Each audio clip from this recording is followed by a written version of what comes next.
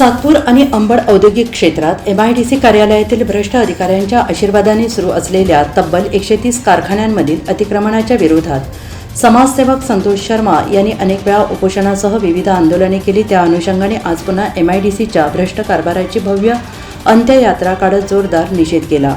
रामनाम सत्य है म्हणत समाजसेवक संतोष शर्मा यांच्या हातात मडके आणि फुलांनी सजवलेल्या तिरडीची अंत्ययात्रा काढण्यात आली। जोरदार घोषणा देत MIDC कार्यालयासमोर आंदोलकांनी बांगड्या दाखवून निषेध केला।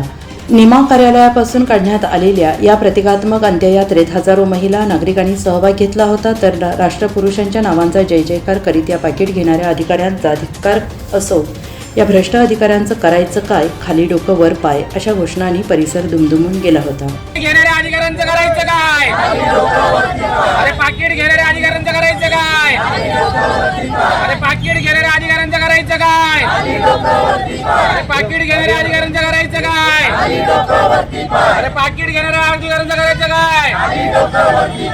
मी कुठल्याही कारखानदारांच्या विरोधात नाही, मात्र हे अतिक्रमण कामगारांना धोकादायक असल्याने हे अतिक्रमण काढण्यासाठी हा लढा असून मनुष्यबळ नसल्याचं कारण देऊन MIDCचे अधिकारी अतिक्रमणाला पाठीशी घालतात।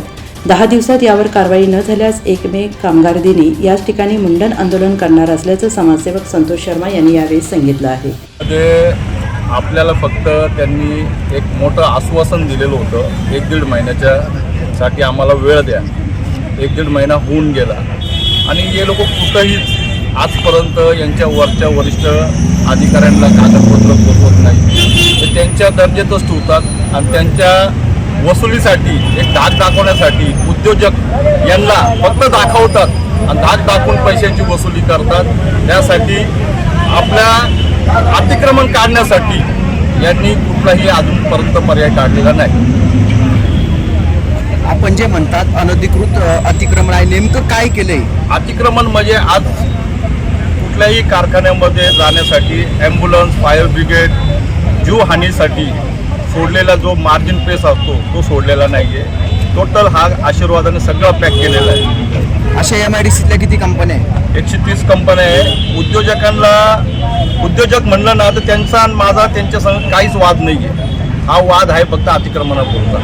अतिक्रमण त्यांनी काढावं, स्वतःहून काढलं तरी त्यांची आनंदाची गोष्ट आहे। त्यांनी स्वतःहून काढलं तरी या भ्रष्ट अधिकाऱ्यांना 1 रुपया त्यांना द्यायची गरज नाही।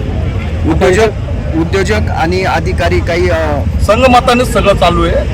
यांची संगमतानेच गाठ चालू आहे। त्यांच्याकडं जागा अवेलेबल नाही आहे असं सांगून सगळा हा कारभार चालू आहे। या आंदोलनानंतर देखील अतिक्रमण जर काढलं नाही तर पुढचं पावित्र्य काय असणार आहे?